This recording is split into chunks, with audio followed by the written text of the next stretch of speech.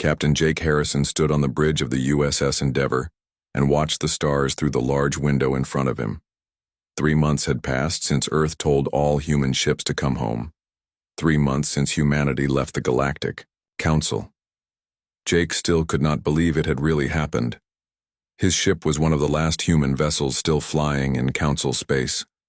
Earth had given him orders to finish his current mission and return home. No more helping alien species. No more fixing their problems. No more being the galaxy's problem solvers. Amy Foster sat at her station nearby. She was the ship's communications officer and had been getting messages all day. Her face looked tired and sad as she turned to Jake. "Captain, we have 17 new distress calls from different sectors," Amy said. Her voice was quiet. "The Murkash and the Rockthari are fighting again. The Veltar are asking for help with trade negotiations. The plant people on Kepler 442b say their crops are dying." Jake closed his eyes and took a deep breath. Every day brought more calls for help. Every day he had to ignore them. Earth's new policy was clear. Humans would no longer interfere in alien affairs. The galaxy had told them they were not needed. Now the galaxy could prove it. "Send them the standard message," Jake said. "Tell them to contact their local council representatives." Amy nodded and turned back to her station. Jake knew she hated sending those messages as much as he hated ordering them. They had spent years helping these species. Now they had to pretend they did not care. Far away on Nexus Prime, the main council station, Ambassador Zix was having the worst day of her long life. She was a Veltar, one of the crystal people. Her body looked like living glass that changed colors based on her emotions. Right now she was flashing bright red, which meant she was very angry. The trade meeting between the Murkash and the Rockthari had been going on for 6 hours. The Murkash were water creatures who looked like giant fish with arms and legs. They needed special tanks filled with salt water to breathe. The Rockthari were rock people made of living stone. They could not understand why anyone would need water to live. "Your demands are impossible," gurgled Murkash Ambassador Findar from inside his water tank. "How can we trade our deep-sea minerals when you offer us rocks from your dry planets? We have no use for such things." Ambassador Rocktel of the Rockthari made a sound like grinding stone. "Water creatures always complain. Your soft bodies make you weak. Trade with us or find other partners." Zix tried to calm them down, but her crystal body kept flashing red and orange. Before humans left, these meetings were easy. Human diplomats would find ways to help different species understand each other. They would suggest trades that worked for everyone. They would explain why each species needed certain things. Now Zix had to do it alone, and she was failing badly. The Veltar were good at many things, but they could not think like other species. They saw the world through crystal eyes and could not imagine what it was like to need water, or to be made of stone. The meeting ended with both sides angry. Findar swam away in his mobile water tank. Rocktel stomped out, leaving small stone pieces on the floor. Zix sat alone in the empty room, her body now flashing blue, which meant she was sad. On the USS Endeavour, Lieutenant Amy Foster was reading through the day's messages. Each one made her heart hurt a little more. The stories were all the same: species that could not talk to each other anymore, trades that were falling apart, and conflicts that were getting worse. She found one message from a human scientist named Dr. Lisa Chang. Lisa worked on Outpost 7, a research station on the edge of Council space. The message was marked as personal, so Amy decided to read it. "Amy, I hope this reaches you," the message began. "Things are getting bad out here. I'm studying how different alien species are reacting to human withdrawal. The results are scary. Many species seem to be having mental breakdowns without human support. They do not know how to solve problems on their own anymore." Amy felt a cold chill run down her back. She had been so busy feeling sad about leaving that she had not thought about what their departure might do to the aliens they left behind. Back on Nexus Prime, Supreme Chancellor Crixtal was holding an emergency meeting with her top advisors. Crixtal was a Hyvenal, one of the insect people. She looked like a giant ant that walked on 2 legs and had 4 arms. Her kind were very smart and very proud. The humans think they can force us to beg for their return, Crixtal said to her advisors. Her voice made a buzzing sound when she talked. They are wrong. The galaxy was here for millions of years before humans arrived. We will be fine without them. Her chief advisor, a smaller hive-null named Buzzak, moved his antennae nervously. Supreme Chancellor, the reports from the outer sectors are not good. Trade is down 40%. 3 mining operations have shut down. The Zandrak are starting to attack their neighbors again. Crixtal waved one of her 4 arms dismissively. Growing pains. The galaxy is adjusting to life without human interference. Things will improve soon. But deep inside, Crixtal was starting to worry. She had been reading old historical records and she was finding a disturbing pattern. Every major crisis in the past 300 years had been solved with human help. Every successful trade agreement had human mediators. Every peace treaty had human witnesses. She told herself it was just coincidence. The hive-nulls were logical creatures. They did not believe in things they could not prove. But the evidence was starting to pile up, and it all pointed to the same conclusion. Humans were more important to galactic civilization than anyone wanted to admit. On the USS Endeavour, Captain Jake Harrison made his final log entry for the day. Captain's log, day 93 since withdrawal. We continue to receive distress calls from across the galaxy. Following Earth's orders, we are not responding to requests for assistance. Morale among the crew remains low.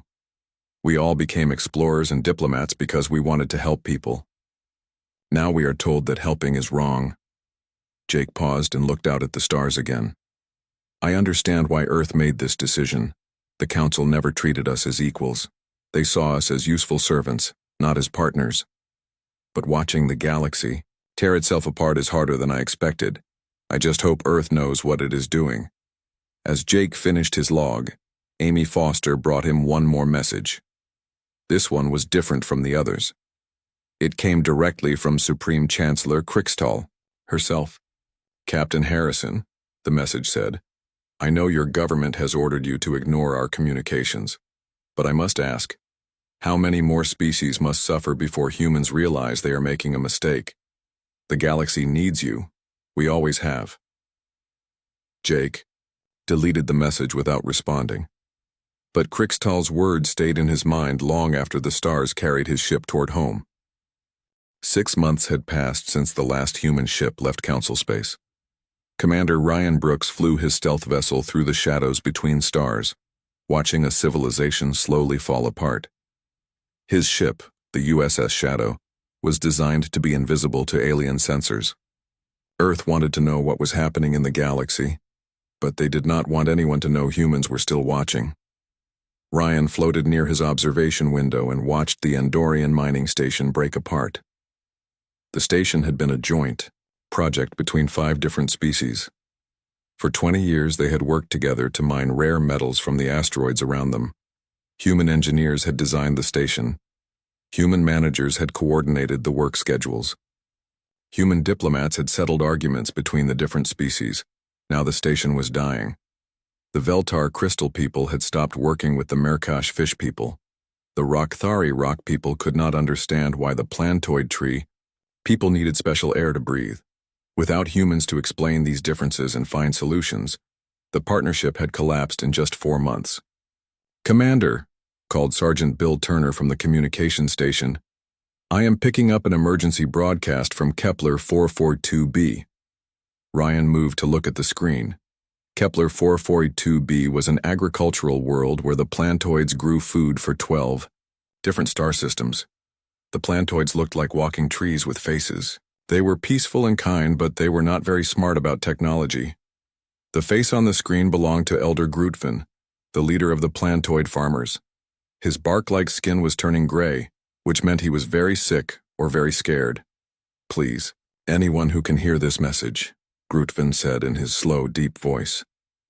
Our crops are failing. The seeds that human scientists gave us are not growing anymore. We do not understand the human technology. Our people are starting to starve. We need help. Ryan felt his stomach twist with guilt. He knew exactly what was wrong. Human agricultural scientists had created special crops that could grow in different types of soil. But the plants needed regular treatment with human-made chemicals. Without those treatments, the plants would die within 6 months. "Sir," said Turner, "should we respond to their distress call?" "No," Ryan said quietly. "We have our orders." But orders did not make the guilt go away. Ryan had visited Kepler 442b many times. He had friends among the plantoids, good people who had never hurt anyone.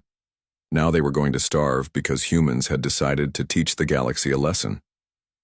On the other side of the galaxy, the warrior, species called the Xandrak, were having the time of their lives. The Xandrak looked like giant lizards that walked on 2 legs and carried big weapons. They loved to fight and conquer other worlds. For the past 50 years, human peacekeepers had kept the Xandrak under control. Whenever they tried to attack, their neighbors' human ships would show up. The humans never used violence. They just talked to the Xandrak leaders and convinced them to find other ways to prove their strength. Sometimes they organized sports competitions. Sometimes they offered mining rights on empty planets. The Xandrak respected humans because humans were not afraid of them. Now the humans were gone, and War Chief Skarax was ready to build an empire. His flagship, the Bone Crusher, led a fleet of 60 warships toward the peaceful Harmony system. The 3 planets in that system were home to artists, musicians, and philosophers. They had no weapons and no armies. "My warriors," Skarax roared to his crew. "For too long the soft humans have kept us from our destiny. Now nothing stands between us and glory. We will take these worlds and make them ours. We will show the galaxy that the Xandrak are the strongest species in the universe." The attack on the Harmony system took only 3 hours. The peaceful inhabitants had no choice but to surrender. Within a week, Skarax had conquered all 3 planets. His victory sent a message to every other Xandrak clan. The time for expansion had come. Back on Nexus Prime, Ambassador Zix was trying to organize a response to the Xandrak attacks. But the emergency session of the Council was not going well. Representatives from 40 different species sat in a huge circular chamber, all talking at the same time. The problem was communication. Humans had always provided translation services for council meetings.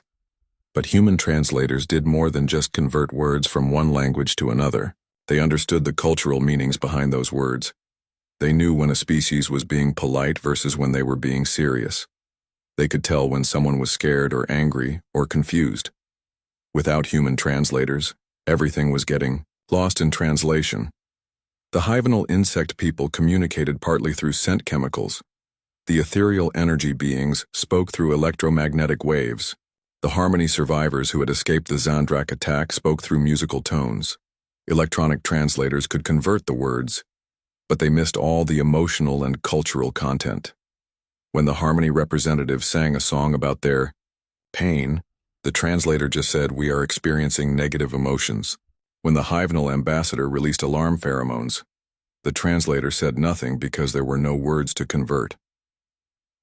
Zix tried her best to keep the meeting focused, but her crystal body kept flashing different colors as she grew more frustrated. The Veltar showed emotions through color changes, but most species could not read those colors correctly without human help. "We must take action against the Xandrak," she said, her body flashing bright orange. "They have violated the peace accords." But the Rockthari representative, a stone creature named Boulderek, made grinding sounds that the translator converted to, "Military action is expensive and difficult." The Merkash delegate, swimming in his portable water tank, gurgled something that came out as water dwellers prefer diplomatic solutions.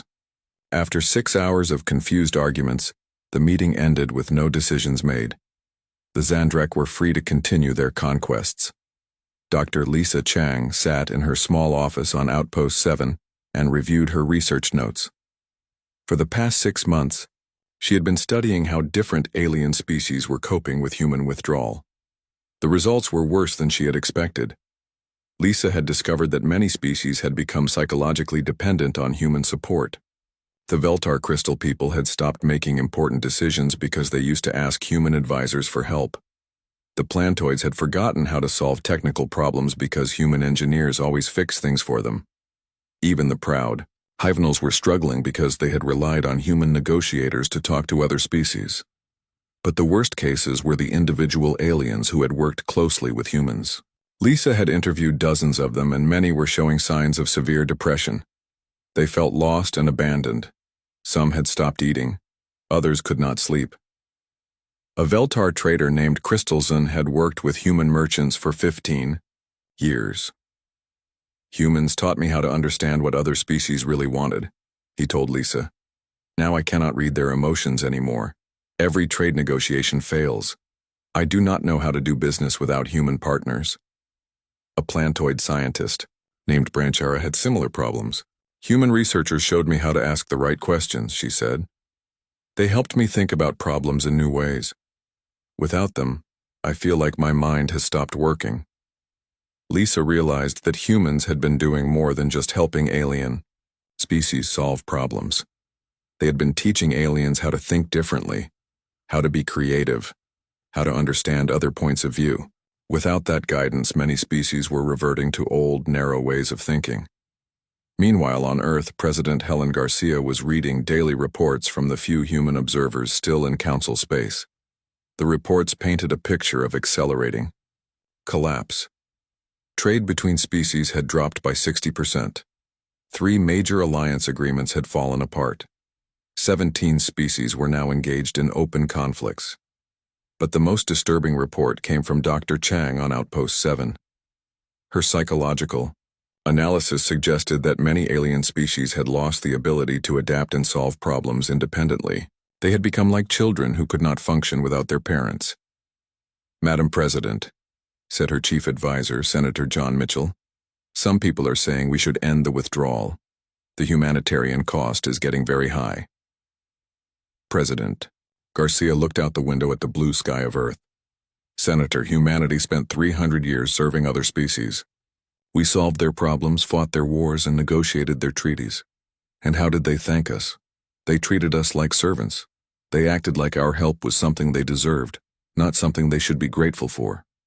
She turned, back to Mitchell. The galaxy needs to learn that human assistance is not a right. It is a gift.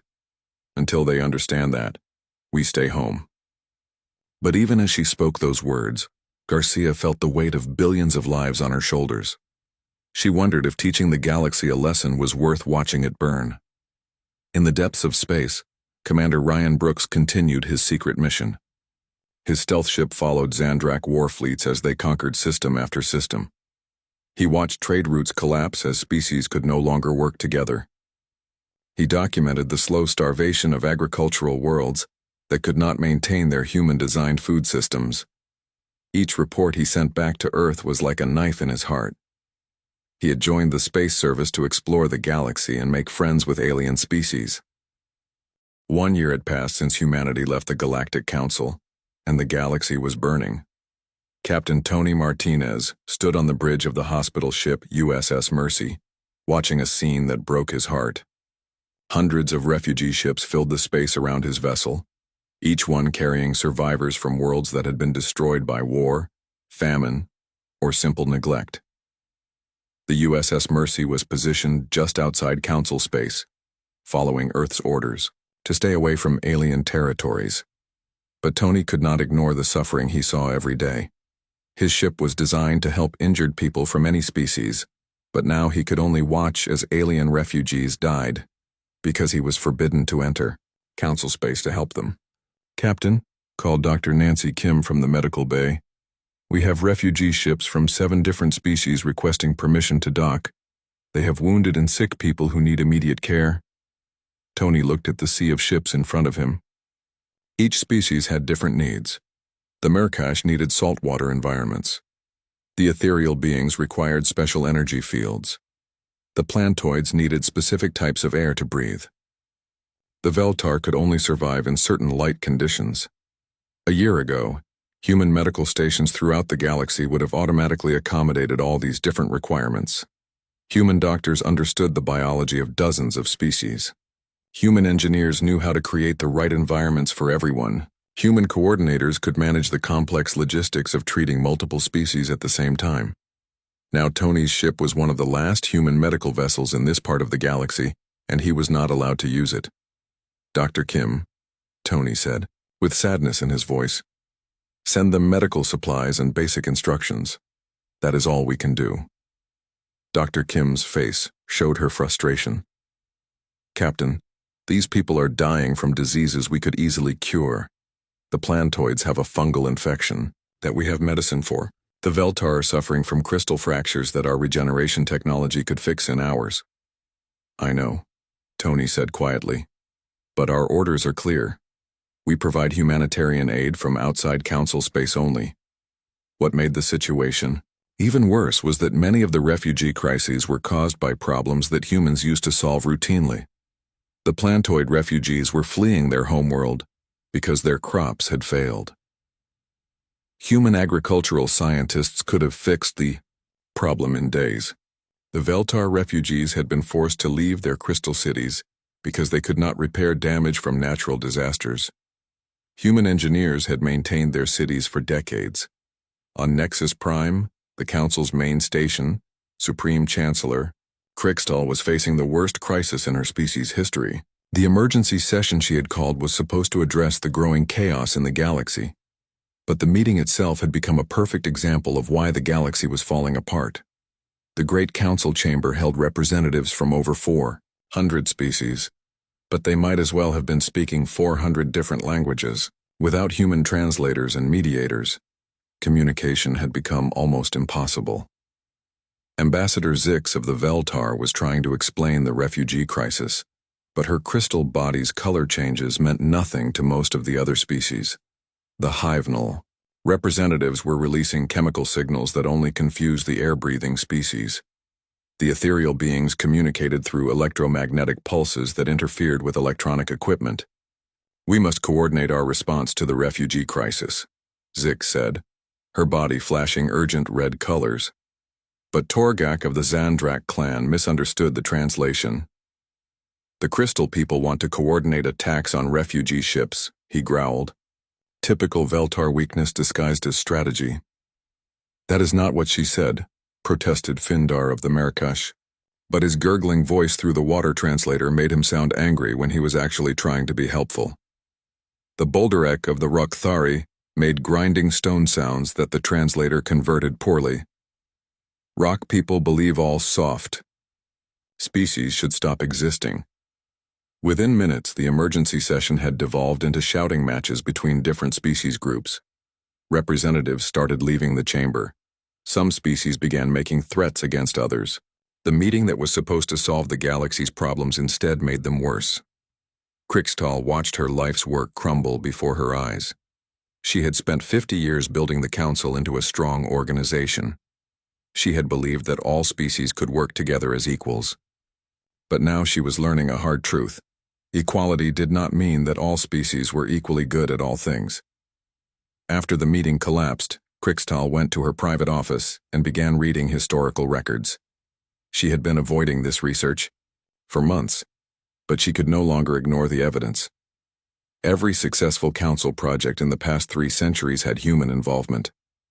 Every major peace treaty had human witnesses. Every trade agreement that lasted more than 5 years had human mediators. The pattern was so clear that Crystal wondered how she had missed it before. Humans were not just helpful members of the council. They were the glue that held the entire organization together. But admitting this truth meant admitting that her species and all the other species were not as capable as they had believed. It meant acknowledging that humans were special in ways that other species were not. Meanwhile, in the outer rim of the galaxy, the ancient ethereal Concord was making moves that terrified everyone who understood their power. The ethereals were beings of pure energy who had existed for millions of years. They usually ignored the affairs of younger species, but the chaos in the galaxy had attracted their attention. Commander Swiftwing of the Ethereal Scout Forces sent a message to all Council worlds. "The younger species have proven they cannot maintain order in this galaxy. The Ethereal Concord will resume direct control of disputed territories. Species that resist will be absorbed into our collective energy matrix." This message caused panic throughout Council space. The Ethereals had technology that was far beyond anything the younger species possessed. They could destroy entire star systems by manipulating stellar energy.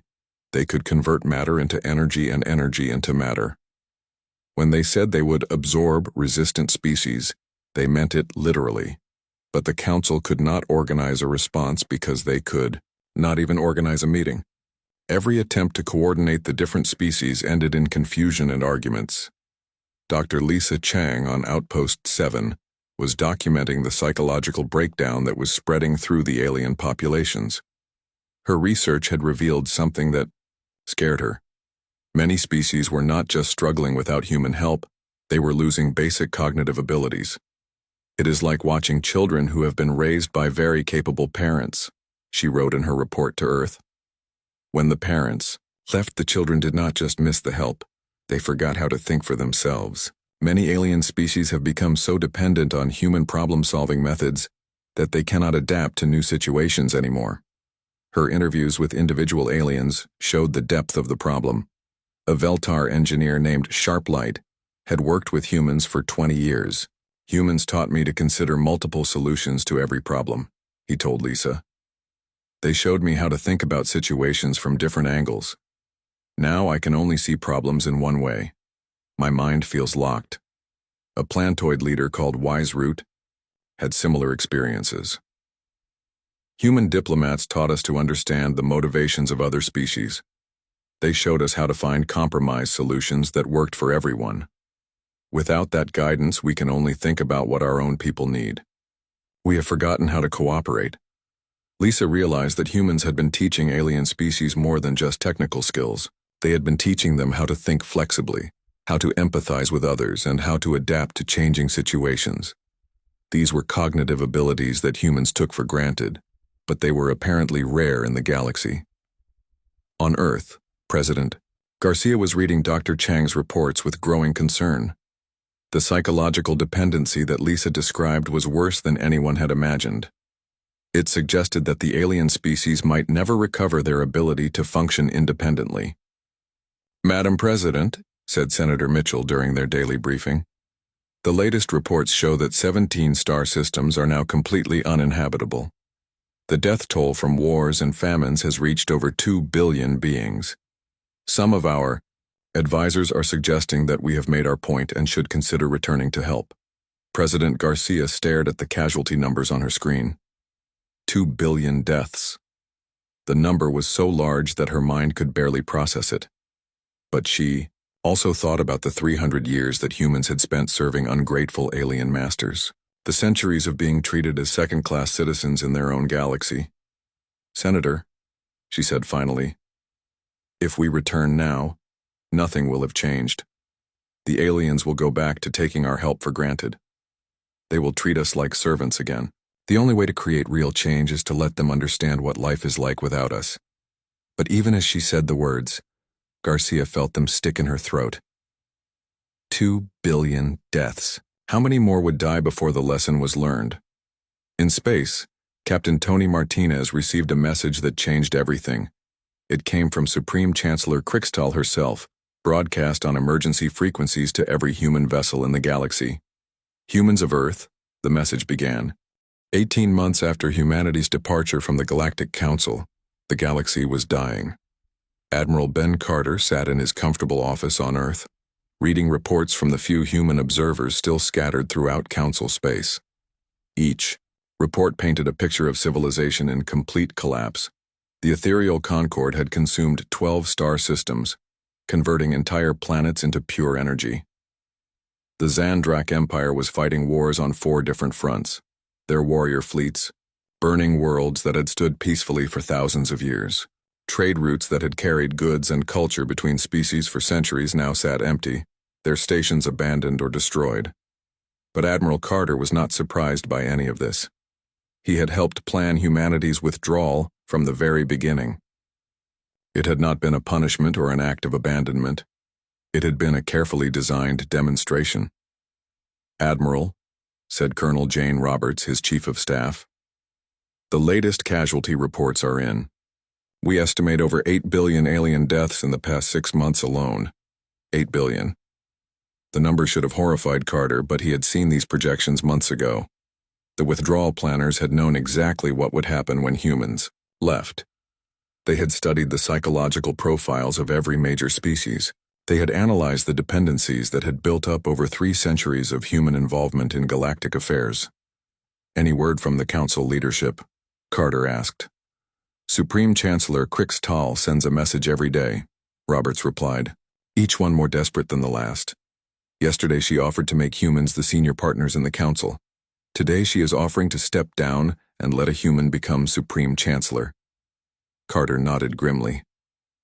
The Council leaders were finally understanding the truth that humans had known for decades. Galactic civilization could not function without human involvement. But the lesson had come at a terrible price. On the research station Deep Space Nine, Dr. Kevin Moore was completing the most important study of his career. For the past year and a half, he had been analyzing the psychological and cognitive profiles of hundreds of alien species. His findings would change how humans understood their place in the galaxy forever.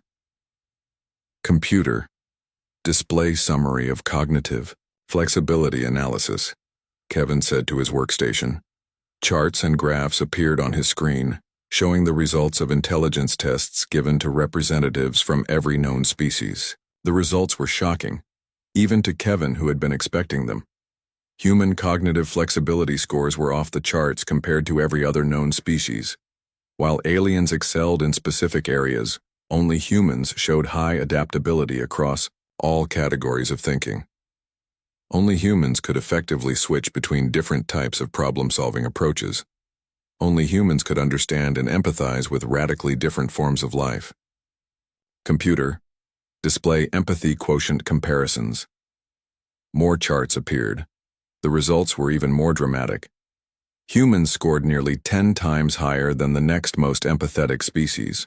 More importantly, humans were the only species that could empathize across biological boundaries. A human could understand the needs of a crystal being, a water creature, a plant person, and an energy being all at the same time. Kevin leaned back in his chair and stared at the data. It explained everything. Why human diplomats were so successful. Why alien species had become dependent on human mediation. Why the galaxy was falling apart without human involvement. Evolution had played a cruel joke on the galaxy. It had created hundreds of intelligent species, each one perfectly adapted to their own environment and way of life. But adaptation came with a cost. Specialization meant that each species could only understand the world from their own narrow perspective. Humans were different. Earth's chaotic environment had forced human evolution to favor adaptability over specialization. Humans had to deal with changing climates, diverse ecosystems, and constant challenges that required flexible thinking. The result was a species that was not the best at any one thing, but was uniquely good at understanding and working with others. The galaxy's other species had mistaken this flexibility for weakness. They thought humans were just average at everything. They did not understand that being average at everything was actually a superpower in a diverse galactic community. Captain Susan Davis commanded the reconnaissance ship USS Observer, one of the few human vessels still operating in what used to be Council space.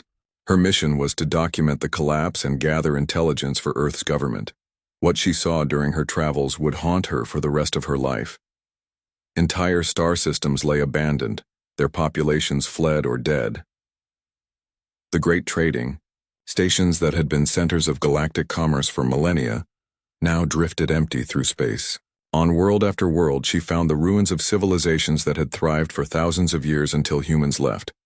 The planet Harmony VII had been home to 50 million artists, musicians, and philosophers. It was now a graveyard. The Zandrak had destroyed every city and killed every inhabitant. The beautiful crystal structures that the Veltar had built over centuries lay shattered. The floating gardens where the plantoids had created living symphonies of color and scent were burned. "Tash, Captain," said her navigation officer, Lieutenant Mark Taylor. "We are receiving a distress signal from the research station on Kepler 442b. Susan knew that station well. It had been built by humans and aliens working together to study sustainable agriculture. Dr. Branchara, a plantoid scientist, had been doing important work there with human researchers. "Put the signal through," Susan ordered. Dr. Branchara's image appeared on the screen, but Susan barely recognized her. The plantoid scientist had always been vibrant and green, like a healthy tree. Now her bark was gray and cracked. Her leaves were brown and falling off. "Please," Branchara whispered. "If any humans can hear this message, we need help. My research station has been attacked by desperate refugees from 6 different species. They want our food supplies, but we do not have enough for everyone. I tried to negotiate with them, but I cannot understand their needs anymore. Without human mediators, I cannot find a solution that works for everyone. People are dying, and I do not know how to save them." The transmission ended with static. Susan stared at the empty screen, feeling sick. Branchara had been one of the smartest and most capable aliens she had ever met. If someone like her could not cope without human help, what hope did the rest of the galaxy have? On a secret asteroid base in the Outer Rim, 5 alien ambassadors held a meeting that would have been impossible just 2 years earlier. Ambassador Velnash of the Veltar, Findar of the Merkash, Boldarek of the Rukthari, Wiseroot of the Plantoids, and Buzak of the Hivenals had come together in desperation. These 5 species had been enemies or rivals for centuries. Their biological differences made communication and cooperation nearly impossible, but facing total extinction had forced them to try. "We must face the truth," said Velnash, her crystal body flashing dim blue colors of sadness. "Our species cannot survive without human assistance. We have tried for 18 months to prove our independence. Instead, we have proven our complete dependence." Findar gurgled agreement from his water tank. "The fish people have lost 60% of our population to wars and famines. Our trading fleets cannot navigate the old routes without human coordinators. Our diplomats cannot negotiate with other species without human translators." Boldarek made grinding sounds that the primitive translator converted roughly. "Stone people acknowledge that soft humans possess unique abilities that hard people lack." Wiseroot's branches swayed sadly. "The plant people have forgotten how to think creatively. Human scientists taught us to ask new questions and find new solutions. Without their guidance, our minds have become like soil without water. Nothing grows." Buzak's antennae twitched nervously. "The insect people are logical. We must admit logical conclusions. Human cognitive abilities are necessary for galactic civilization. We cannot replicate these abilities ourselves." The 5 ambassadors sat in silence for several minutes, each one struggling with the implications of what they were admitting. Their species were not just dependent on humans for help with problems. They were dependent on humans for the ability to think beyond their own narrow perspectives. "What do we do now?" asked Velnash. "We beg," said Findar simply. "We admit that humans are not our servants or our tools. They are our teachers and our leaders. We ask them to come back not as helpers, but as guides." Back on Earth, President Garcia was reading the daily intelligence reports in her private office. The numbers were staggering. Over 300 star systems had been abandoned. 47 species were on the verge of extinction. The great galactic civilization that had taken millions of years to build was collapsing in less than 2 years. Her advisors were pushing harder each day for intervention. The humanitarian crisis was beyond anything in recorded history. But Garcia knew that returning too soon would mean returning to the old system where humans did all the work and got none of the credit. "Madam President," said her chief of staff, "we have received a joint message from over 200 surviving alien governments. They are formally requesting that humanity return to the galaxy not as members of the Council, but as its leaders." Garcia read the message carefully. It was not a request for help. 2 years after humanity left the Galactic Council, Earth received a transmission unlike anything in galactic history. Every surviving alien government, over 400 species, broadcast the same message at the same time. The signal was so powerful that it reached every human colony, every space station, and every ship in human space. President Helen Garcia stood in the Global Assembly Hall on Earth, watching representatives from every human nation gather to hear the message. The great chamber was silent as the transmission began to play. The image showed Supreme Chancellor Krikstal, but she looked nothing like the proud insect leader who had once dismissed human concerns. Her once shiny exoskeleton was cracked and dull. Her forearms shook as she spoke. "People of Earth," Krikstal said, "I speak for every surviving government in the galaxy. We have learned the truth that we were too proud to see before. Humanity is not just another species among many. You are the heart and mind of galactic civilization. Without you, we cannot think beyond our own narrow perspectives. Without you, we cannot work together. Without you, we die." The message continued, with something that had never happened before in galactic history. Representatives from dozens of species appeared on screen, each one speaking the same words in their own language. "We formally invite humanity to return not as members of our council, but as its leaders. We acknowledge that humans possess unique gifts that are essential to our survival. We pledge to follow human guidance in rebuilding our broken civilization." When the transmission ended, the assembly hall remained silent for several minutes. President Garcia looked out at the faces of humanity's leaders. Some looked shocked, others looked scared, a few looked proud. All of them understood that this moment would change human history forever. Senator Paul Wright was the first to speak. He was an older man who had always opposed human involvement in alien affairs. "Madam President, this message proves that our withdrawal was the right decision. The aliens have finally admitted that they need us. But that does not mean we should go back. We tried helping them for 3 centuries, and they treated us like servants. Why should we risk human lives to save species that never respected us?" "Senator," Mary Johnson stood up to respond. She was younger and had always believed in galactic cooperation. "Senator Wright, with respect, we are talking about the extinction of entire civilizations. Billions of innocent beings are dying because we chose to teach them a lesson. Yes, they treated us poorly in the past, but now they are offering us true partnership. How can we ignore their suffering?" The debate that followed was the most intense in Earth's political history. For 3 days, representatives argued about humanity's responsibility to the galaxy. Some wanted to stay isolated and let the aliens solve their own problems. Others wanted to return immediately to stop the humanitarian crisis. But the decision ultimately came down to a global referendum. Every human being over the age of 16 would vote on whether humanity should return to the galaxy. The campaign that followed divided families, friendships, and entire communities. Dr. Alan Foster led the campaign to return. He was the grandson of Amy Foster, the communications officer who had served on the USS Endeavour during the early days of the withdrawal. Alan had studied the psychological reports from Dr. Chang and Dr. Moore.